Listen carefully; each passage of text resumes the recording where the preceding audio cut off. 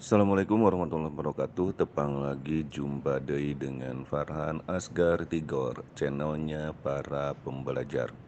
Apa kabar para pembelajar sekalian dan tentunya sahabat pasti, sahabat Farhan Asgar Tigor. Kami berharap kita semua senantiasa berada dalam ridho dan maghfirah Allah Subhanahu wa taala. Jangan lupa untuk tetap mematuhi protokol kesehatan. Jaga jarak, hindari kerumunan, senantiasa memakai masker, jangan lupa cuci tangan memakai sabun. Baiklah, pagi hari ini amanat pembina upacara akan disampaikan oleh wali kelas 9H. Kepada wali kelas 9H dipersilakan.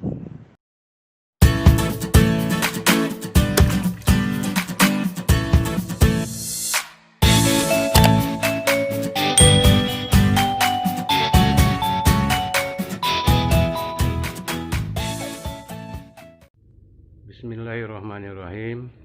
Assalamualaikum warahmatullahi wabarakatuh. Yang terhormat Bapak Kepala SMP Negeri 5 Kota Bogor, yang terhormat Bapak Ibu Guru dan staf tata usaha, anak-anakku siswa SMP Negeri 5 yang Bapak cintai dan Bapak banggakan. Alhamdulillah, puji syukur kita panjatkan kehadirat Allah Subhanahu wa taala atas berkat rahmat dan nikmatnya yang telah diberikan kepada kita semua. Salawat dan salam semoga tetap tercurah kepada baginda Rasulullah Sallallahu Alaihi Wasallam beserta keluarganya, sahabatnya, dan pengikutnya sampai akhir zaman.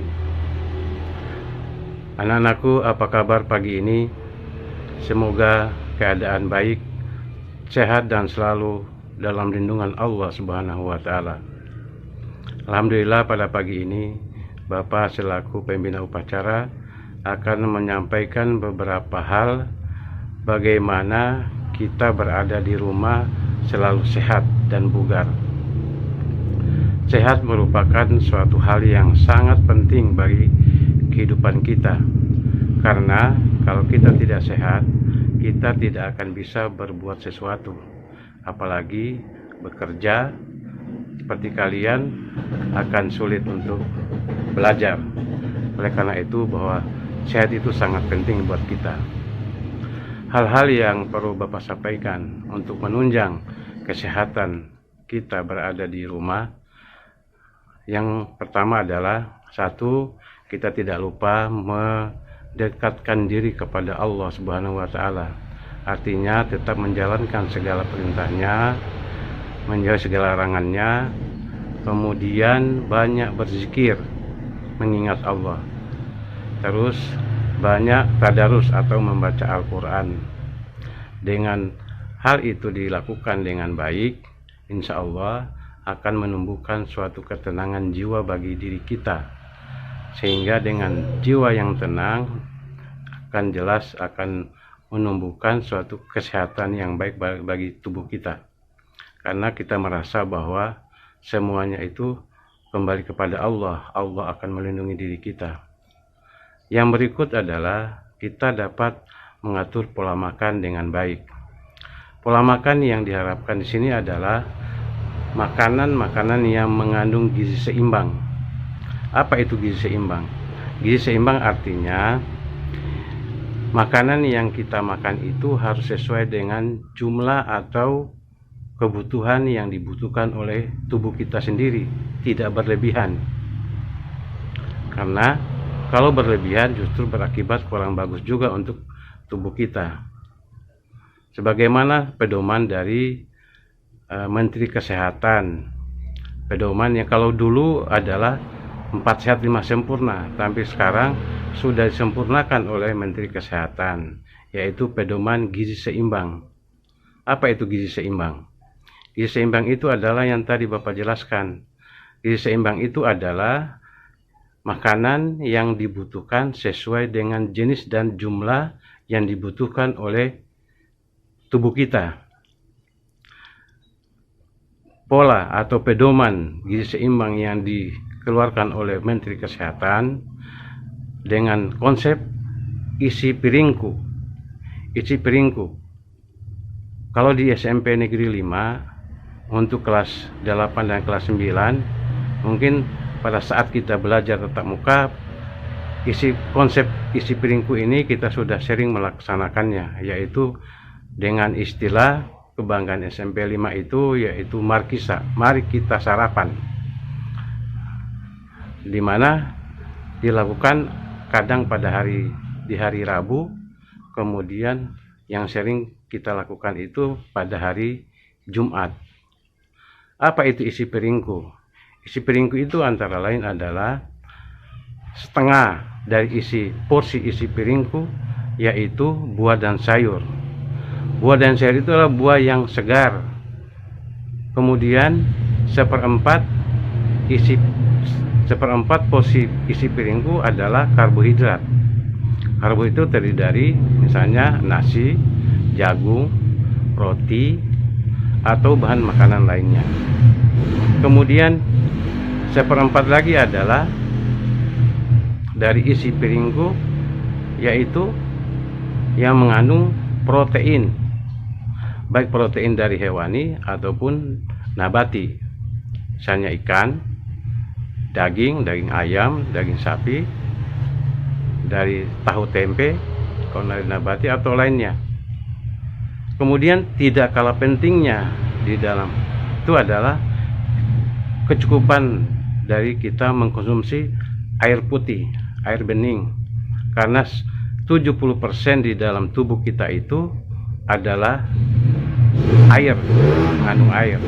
Karena itu bahwa air itu sangat penting juga untuk kebutuhan tubuh.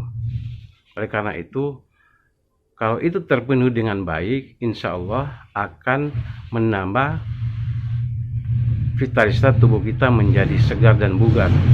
Di mana makanan itu, salah satu fungsi dari yang kita makan itu adalah untuk sumber energi atau sumber tenaga.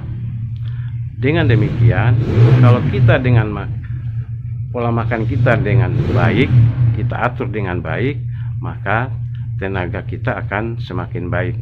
Zat tenaga yang ada pada tubuh kita bisa dapat digunakan misalnya untuk bekerja, untuk belajar. Jika zat gizi dalam tubuh kita kurang, otomatis kita juga dalam belajar mungkin kurang semangat. Karena apa? Karena makanan yang kita makan itu tidak terlalu bergizi. Oleh karena itu diharapkan makanan kita makanan yang banyak mengandung seperti yang tadi dari pola konsep isi piringku tadi itu, dimana konsep isi piringku itu adalah isinya adalah karbohidrat, protein, sayur-sayuran, vitamin, mineral.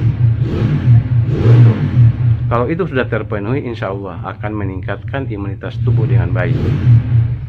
Selanjutnya untuk kita berada di rumah itu supaya tidak malas dan sebagainya, bisa kita melakukan aktivitas fisik. Aktivitas fisik di sini antara lain melakukan kegiatan olahraga. Olahraga tidak perlu yang berat-berat, yang ringan atau yang sedang. Misalnya senam. Senam bisa dipilih, senam yang berirama atau tidak. Atau olahraga lainnya, misalnya permainan.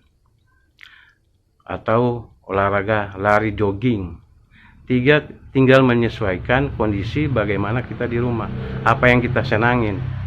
Apa yang sesuai dengan kondisi yang ada di rumah kita masing-masing. Olahraga apa yang bisa dilakukan? Misalnya kalau senam kita juga ada senam namanya senam bugar. SMP 5 sudah melaksanakan itu. Paling kelas 8, kelas 9 udah paham sekali itu tentang senam bugar itu. Dengan istilah segar, senam bugar. Jadi untuk kelas 7 karena baru menjadi siswa baru di SMP 5, mungkin senam bugar ini belum mengenalnya. Untuk hal itu, bagi kelas 7 bisa menghubungi guru PJOK Pak Ian, meminta video rekaman tentang senam bugar. Senam bugar itu bisa dilakukan 2-3 kali ulangan untuk mendapatkan hasil yang maksimal. Jadi tinggal melihat videonya, mengikuti gerakan-gerakannya. Kalau kelas 8 dan kelas 9 sepertinya sudah paham, sudah hafal gerakannya, tinggal mengulang lagi atau memutar videonya terus mengikuti gerakan-gerakan yang sudah dipahami atau diketahui. Selain dari itu, bisa melakukan olahraga permainan, menyesuaikan tadi seperti yang Bapak sampaikan, menyesuaikan diri dengan olahraga yang kita lakukan dengan kondisi di lingkungan kita. Apa yang bisa kita lakukan? Olahraga apa yang bisa kita lakukan? Kalau misalnya permainan, saya bulu tangkis, punya halaman, rumah punya halaman, bisa ajak saudaranya, adik atau kakaknya, bisa ikut olahraga bulu tangkis misalnya. Atau lari jogging, lari di lingkungan sekitar rumah. Tapi tetap menjaga protokol kesehatan kalau sudah olahraga jogging keluar rumah itu, supaya kita terhindar dari hal-hal yang tidak diinginkan. Kemudian tidak lupa adalah mengatur istirahat, karena kita tidak mungkin kita melakukan pekerjaan mulai dari pagi sampai malam atau dari malam sampai pagi lagi. Jadi istirahat itu perlu. Kenapa? Karena tidak mungkin tubuh itu akan melakukan pekerjaan selama 24 jam atau 12 jam. Contoh aja, kita belajar di sekolah, kalian atau belajar di sekolah. Waktu istirahat aja diberi kesempatan 2 kali istirahat. Misalnya jam 10 pagi dan jam 12 siang. Karena apa?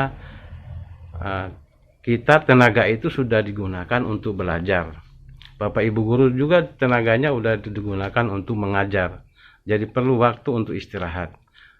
Istirahat dalam arti supaya menumbuhkan lagi tenaga baru. Menumbuhkan tenaga baru itu kembali kepada yang tadi, pola makan. Kita isi lagi itu tenaga. Kita makan lagi, sarapan lagi. Sehingga tenaga ada lagi. Karena makanan yang kita makan, seperti yang Bapak jelaskan di poin yang kedua tadi, adalah merupakan sumber energi. Jadi kalau kita sudah makan lagi, maka energi yang ada dalam tubuh sudah ada lagi, sehingga kita bisa lagi untuk melakukan aktivitas, misalnya belajar lagi, Bapak Ibu guru mengajar lagi dengan segar. Oleh karena itu perlu istirahat. Kemudian pada malam hari kita harus istirahat cukup. Untuk anak-anak remaja, istirahat itu membutuhkan 9-10 jam. Kalau orang dewasa, istirahat itu membutuhkan 6-8 jam. Jadi pada malam hari kita tidak tidur larut malam atau begadang. Karena kalau tidur larut malam, pada saat kita bangun pagi, kita merasa masih ngantuk, badan tidak segar atau lemas, sehingga kualitas tidur itu ya tidak baik. Akhirnya kualitas tidur yang kurang bagus akan mempengaruhi kualitas tubuh kita, hingga tubuh kita tidak merasa enak, tidak fit, tidak segar. Oleh karena itu harus istirahat yang cukup. Untuk itu pola-pola yang Bapak sampaikan tadi mudah-mudahan bisa dipahami, bisa dilakukan, sehingga membuat imunitas tubuh kita itu tetap segar, tetap sehat, sehingga untuk mengikuti kegiatan belajar sehari-hari bisa dilaksanakan yang baik. Ayo kita lakukan apa yang Bapak sampaikan tadi. Yang tadi itu mendekatkan diri kepada Allah, kemudian mengatur pola makan dengan baik, terus berolahraga dengan teratur, apalagi di pagi hari.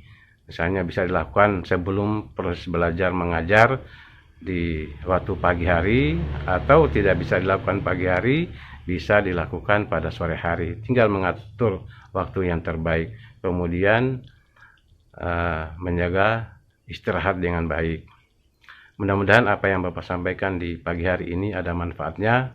Ayo kita tetap sehat dan bugar di rumah, tetap semangat belajar. Terima kasih atas perhatiannya. Assalamualaikum warahmatullahi wabarakatuh.